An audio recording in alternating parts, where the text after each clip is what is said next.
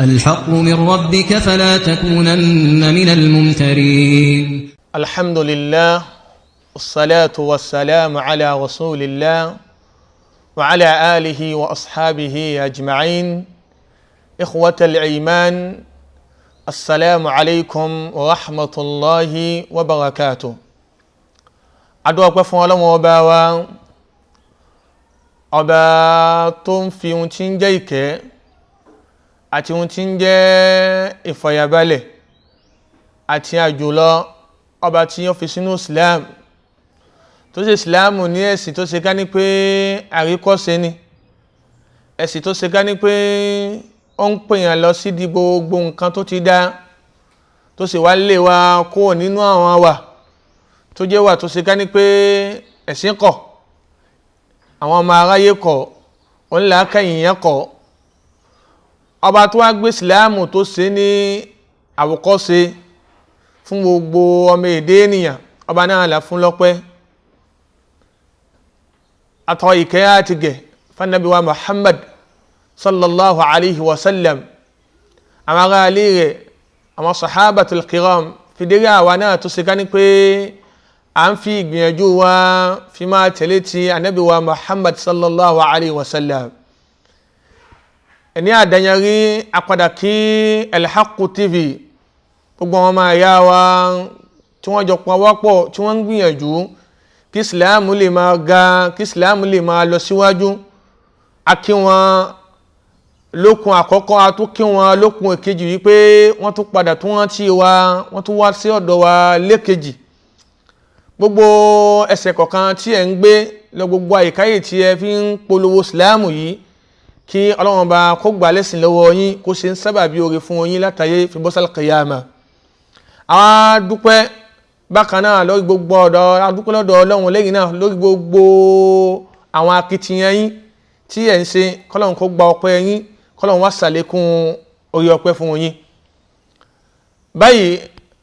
a padà tún pé àwa sákèsì gẹ́gẹ́ bí Islam ṣe kọ́ wa wípé fadhakkir fa inna dhikra tanfa'ul mu'minin. Ẹ̀sìn ìrántí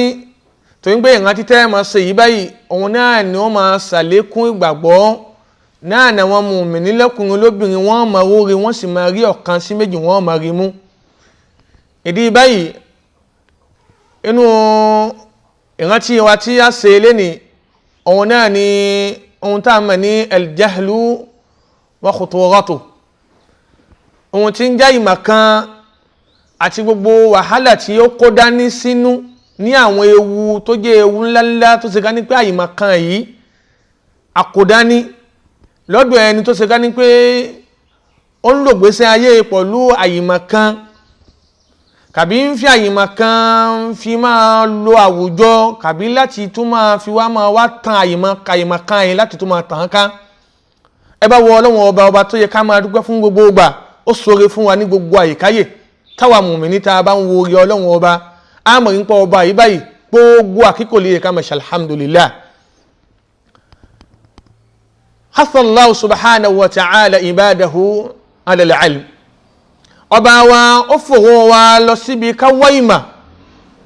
ó fòrò wa lọ síbi wípé ká kó níbi àyìmọ̀kan. Ọba wa tá ń sọ yìí bayyana lana manzilatal ulama. Ọba wa ó fòrò wa, ó pàtàkì wa débi wípé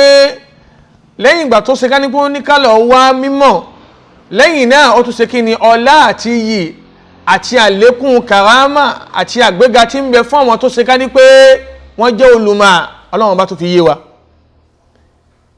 Kí ló bá tọ́lọ́run fi gbogbo eléyìí fi yé wa? Ìpìlẹ̀ ọmọ èdè ènìyàn àìmọ̀ ni. A kì í bí olùmọ̀ ń pé àbí lágbájẹ́ lólùmọ̀ ni,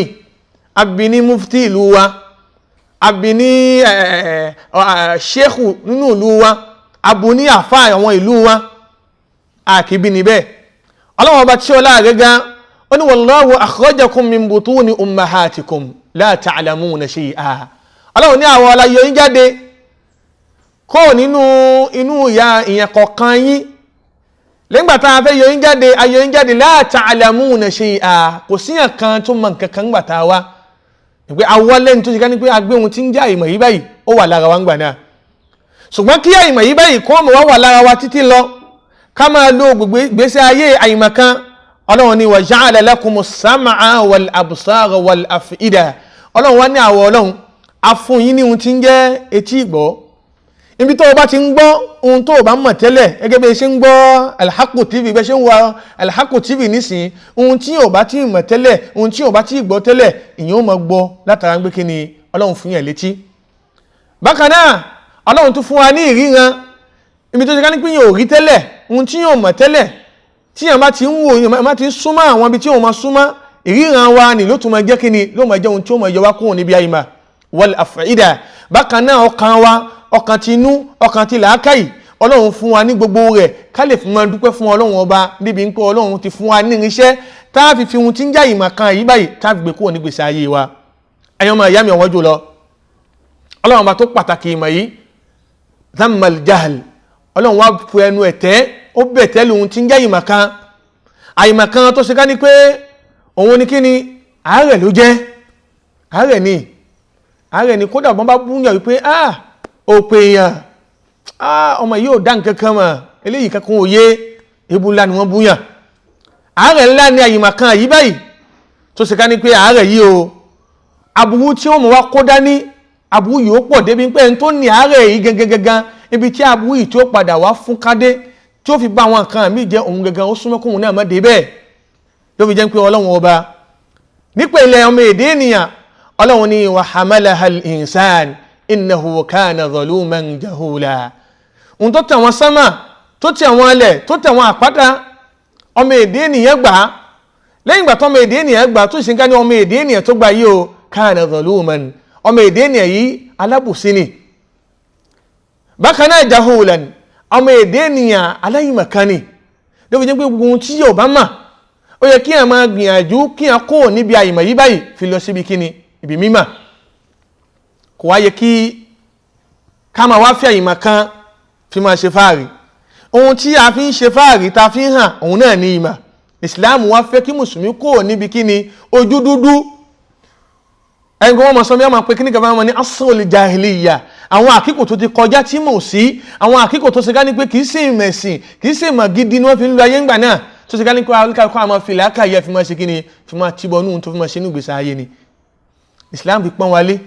ó pẹ́ sí wálé ló fi jẹ́ pé lẹ́ni gbogbo ojú ọ̀nà táwọn èèyàn rí mà tí ìmọ̀ ń jáde wọ́n ń yọ ìmọ̀ jáde látara kíni látara Islam ni èyí ló fà ló fi jẹ́ pé inú àwọn aburú tí ẹni tó ṣe ká ní pé ó gba ohun tí ń jẹ́ àìmọ̀ yìí báyìí ó gbà sínú ìgbésí ayé rẹ̀ ẹ̀yìn pé òun ní máa ń súnyàn òun ní máa ń léyàn lọ síbi ohun tọ́lọ́run bá kọ̀ ẹ̀wọ̀n tí Ọlọ́run ní òun ò lè ṣàforíjì fúnyàn nípa rẹ̀ tí ń jẹ́ kápá nǹkan pọ̀ mọ́ Ọlọ́run kápá nǹkan pọ̀ mọ́ Ọlọ́run ọba yìí báyìí inú nǹkan tí máa ń lẹ́wọ̀n lòmíì lọ síbẹ̀ tí wọ́n fi mọ́ lọ pa nǹkan pọ̀ mọ́ Ọlọ́run ọba àìmọ̀kan ni bí yẹn bá mọ Ọlọ́run dáadáa tó mọ títò wọn Ọlọ́run tó mọ bọ́lọ́run ṣe bàbàrà tó mọ àṣẹ Ọlọ́run tó mọ agbára Ọlọ́run tó mọ iyì Ọlọ́run tó mọ gbogbo ohun tọ́lọ́run kó dání kò ní pa nǹkan mi pọ̀ mọ́ Ọlọ́run ẹgẹ́ bí tí àwọn tí ń jẹ́ àwọn Bani Israel nígbà náà lọ́hùn tí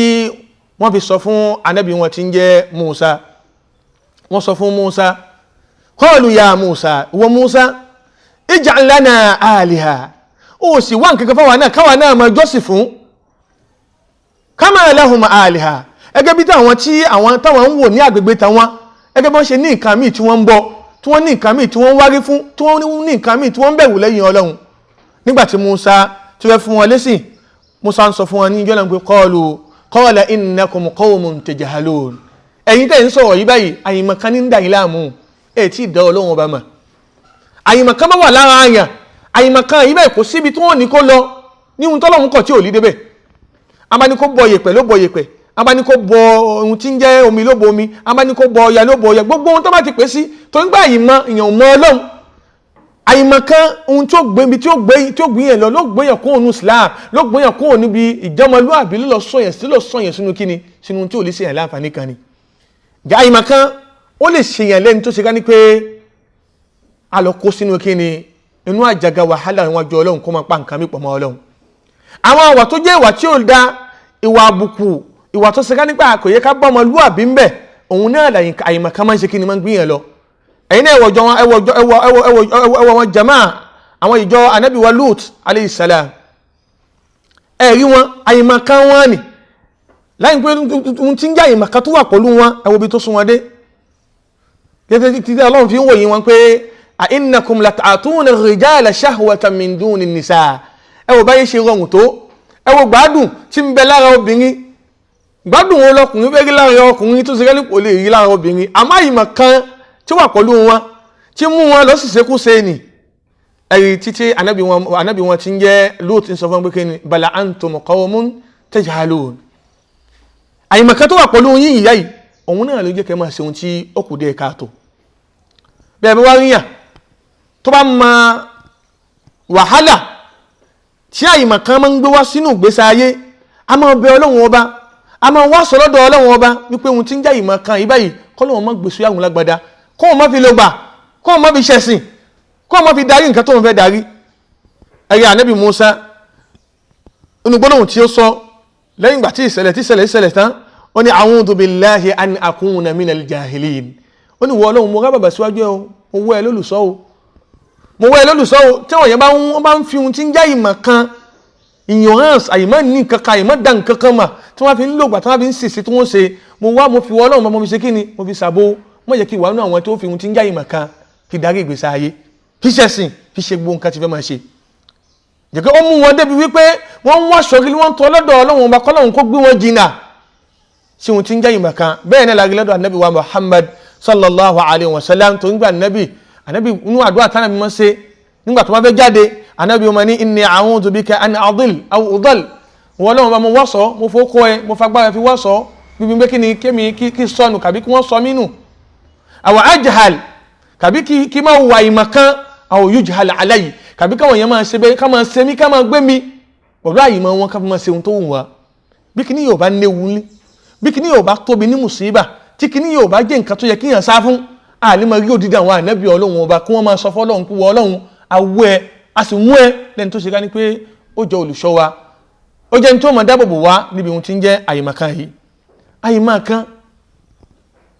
bọ́wá náà ti mọ ohun tí ń jẹ́ bẹ́ẹ̀ torí ohun tí ń jẹ́ al-ilm didduhu al-jahl ohun tí ń jẹ́ pé a mọ kíní yìí báyìí òǹdá pé mo mọ kíní yìí báyìí òǹdá ẹ̀ ni wọ́n ń pè kíní àyìmọ̀ ohun tí yẹn bá mọ̀ òun náà ń pè ní al-ilm ó mọ̀ dáadáa òye ohun tí yóò bá mọ̀ òun náà ń pè ní kíní al-jahl tẹ́ bá wáyé lẹ́nu látara ń gbé afẹ́ jẹ́ nǹkan ẹlòmíì kánjú débi ń kó sọ ara ẹ̀ di nǹkan mi ní gbogbo ọjọ́ ọ̀nà ni o kò tí ì mọṣẹ́ débì kan nítorí mo fẹ́ gbaṣẹ́ ó ti lọ sọ fọ́gà gbé ẹ fún wa ní sátífíkẹ́ẹ̀tì ẹlòmíì ò tí yẹ kó jáde kéwú òun náà ti sílé kéwú látara ń gbé fẹ́ jẹ́ nǹkan kan al-ajala fi dhuhur tó ń gbé àánà fẹ́ fi ra fi hàn afẹ́ gbé ara jáde òun náà ti ṣe kí ni ó ti kó níbi ibi tí ó gbé lọ kọ́ nǹkan náà ó ti gbé ara jáde wípé òun ti dá kíní ìbá yìí mọ̀ ṣèwárí ìmọ̀ kan tá ń sọ yìí o àwọn olùmọ̀ pín nínú pípín tó rọrùn òun náà ni wọ́n pín sọ́nà méjì wọ́n ní al-jahlul al-basit àìmọ̀ yìí tó ṣe ká ní pé àìmọ̀ tó ṣe ká ní pé ó fúyẹ́ díẹ̀ àìmọ̀ yìí báyìí òun ni jahlu an shay'in ma'a i'tiqadi annahu la yadri òun ni kí wọ́n bíyàn nípa nǹkankan ohun tí wọ́n sì ń bí ẹni tí wọ́n ń bí báyìí wọ́n sì fi ń rinlẹ̀ fáwọn tí wọ́n ń bí pé ohun tẹ́ ń bí mí yìí o la adri ìyìn ṣe kí ni ìyìn ní mọ̀ ń parí o subhanallah ó lè jẹ́ pé olùmọ̀ ni ó lè jẹ́ pé ẹni tó mọ̀ kankan ni ó lè jẹ́ pé nǹkan mi ló lọ fún ni àwọn ń bí nípa nǹkankan ló wá ń sọ fún wọn tí wọ́n bí pé ohun tẹ́ ń bí mí yìí o kò yé mi tó kíní yóò tí ì sí lọ́dọ̀ mi kíní ìbáyìí tí nǹkan kankan pẹ̀ kíní ìbáyìí kò tí ì yé mi tó wọ́n àwọn ẹni bẹ́ẹ̀ wọ́n ìmọ̀ ẹ nípa nǹkan kan tá à ń sọ yìí òun ni kí wọ́n bí nípa nǹkan kan kó sọ pé kíní tẹ̀ ń bí mi yẹn ìnímọ̀ kan pa ìtí ń sọ fún yín ẹgẹ́ bó ìṣẹ̀lẹ̀ sí pípọ̀ nínú àwọn salaf nínú àwọn ẹni rẹ̀ tó kọjá lọ débi pé ẹni wata àmà sí àfáà wata àmà ní Malik ibn Anas wọ́n bí nípa nǹkan kan nígbà tó bí tẹ́ngbà náà lọ́hùn ó ní ohun tẹ́wà bí mí ìbáyìí láàdìrí ìmọ̀ ohun tí ń jẹ́ bẹ́ẹ̀ ìmọ̀ àwọn tó wá ń bí jọ́nà wọ́n ń sèmọ̀ lára rẹ̀ wípé anta tus'al fi misli hazi mas'alati khafifa wa anta taqulu la tadri wọ́n bí nípa nǹkan kékeré ìbáyìí nǹkan tí ó tó nǹkan kan ìbáyìí ó sì ń sọ pé ó mọ̀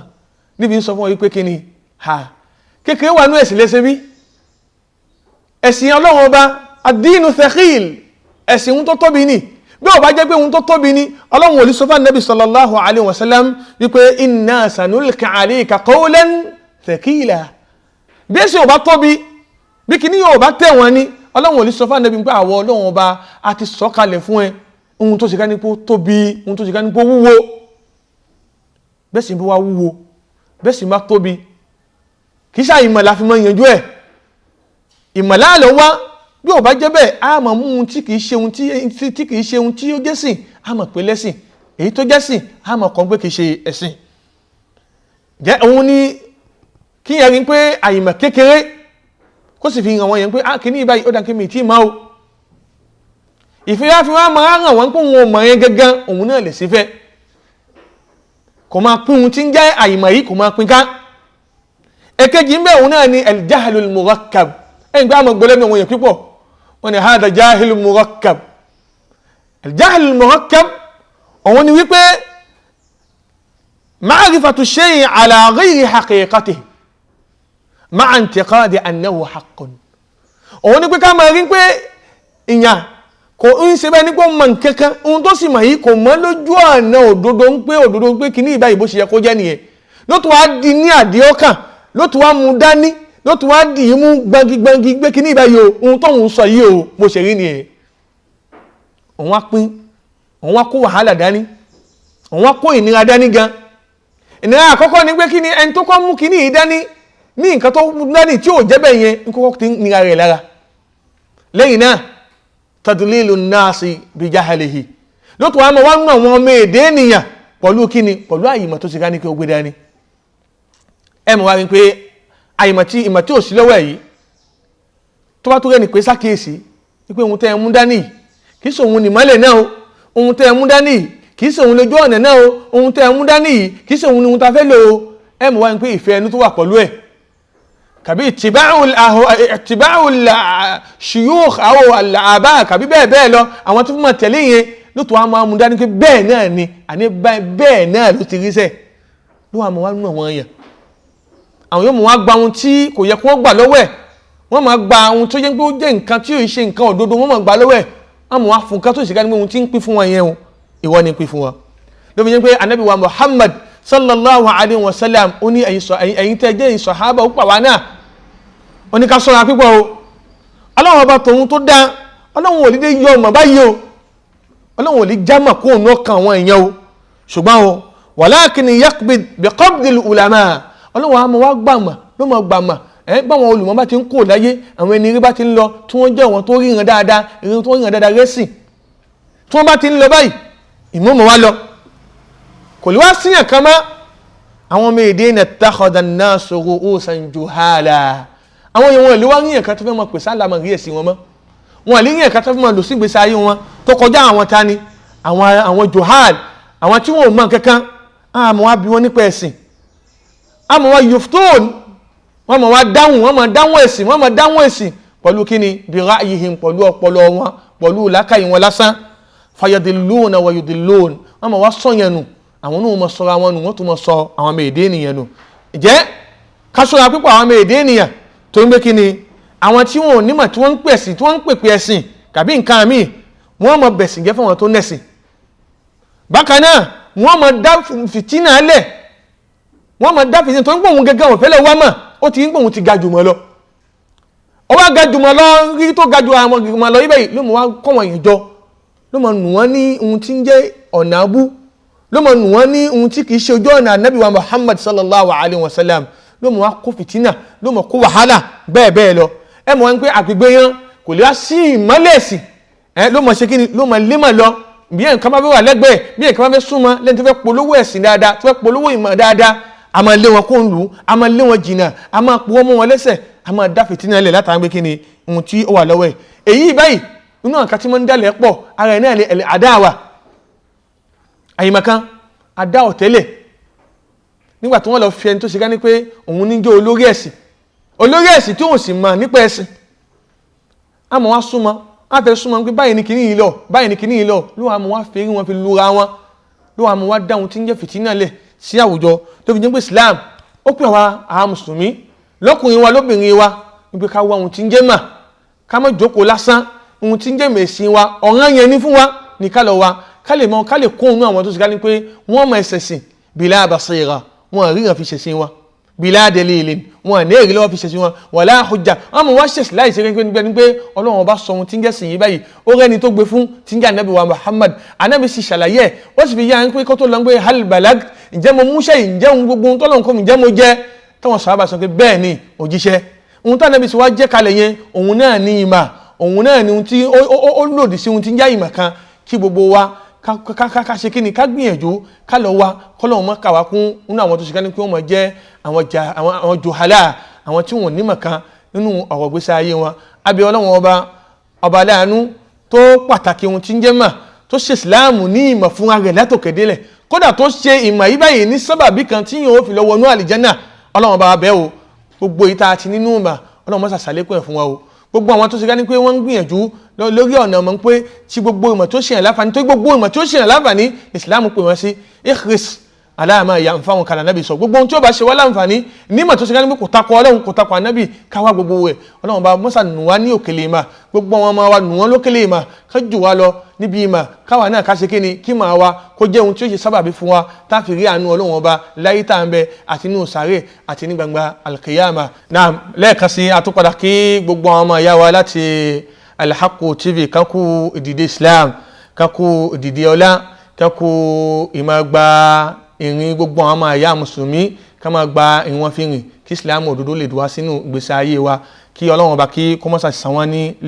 lẹ́san tí ó tó gbogbo wọn tí wọ́n rìn débi àyè ní èní kí Ọlọ́run ọba kó bá wa tún lé wọn ṣe kó tún ọ̀nà wọn ṣe